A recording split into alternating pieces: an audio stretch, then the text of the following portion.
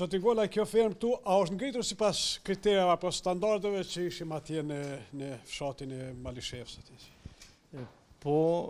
pikërisht kjo fermë është ndërtu gjatë kontakteve që kom pas me farmerin edhe para se me ndërtu këtë fermë, sepse kjo ka qenë edhe një menaxher një fermes para prakët dikun tjetër, dhe ne kem pas një uri me ta dhe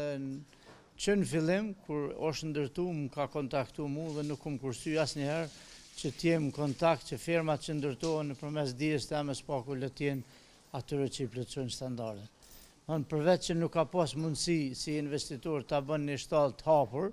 ka qenë me urgjente ta bën të lidhur, preferimi im ka qenë që ta bëjnë zgjidhur, por kishte një kosto pak më të lartë dhe me shpresë që një talme do ta bën edhe ata.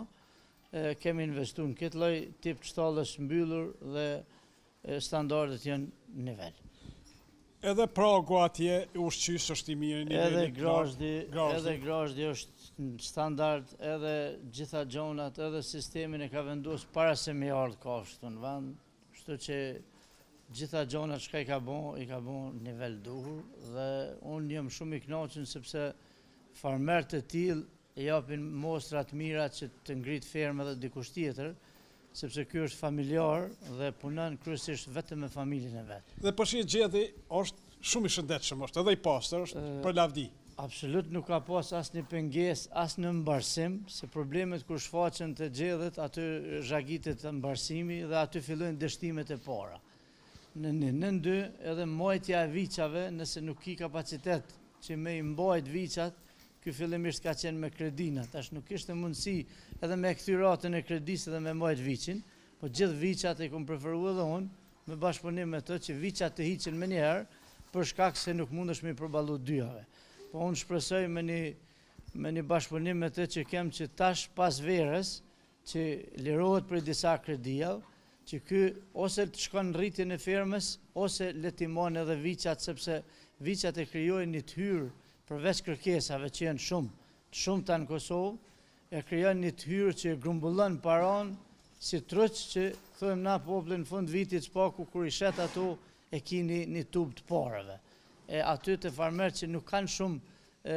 problem me paran, mundet me i boni rezervë tek viçat për majmëri. Zoti Golaj, nga çlirimi i Kosovës,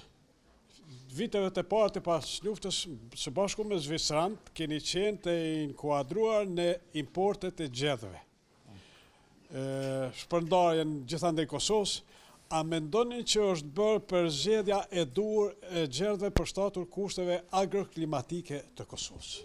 Unë mendoj që po, dhe nëse bëjmë një krahasim të viteve para prake, qoftë para lufte, qoftë më njëherë mas lufte dhe në disa faza deri më sot, raca e love në Kosovë dukshëm është më e mirë,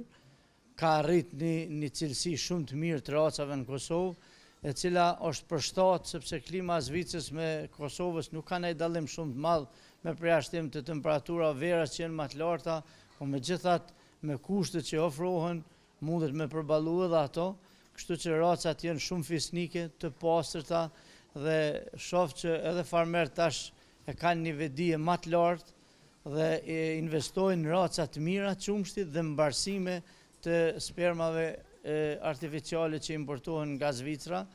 Ne jemi bashkë në kontakt edhe me disa veterinarë të cilët janë gjendje me pagu ma shtrejt një racë kualitative që të mbarsohen lopë me te.